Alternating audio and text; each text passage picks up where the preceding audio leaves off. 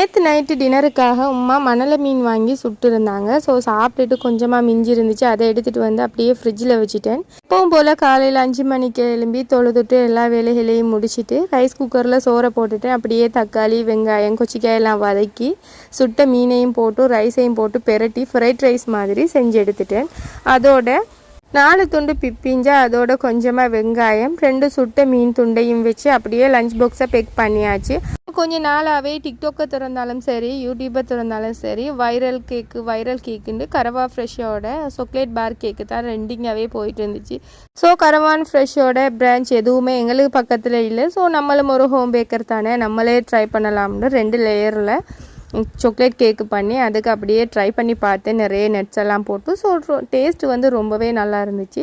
So அதுலேயும் ஒரு பீஸை வச்சு ஸ்நாக்ஸுக்காக மெண்டோஸும் வச்சு அப்படியே கொடுத்து விட்டுட்டேன். இன்றைக்கி லஞ்ச் பாக்ஸ் இது தான். டேக் கேர், பாய்.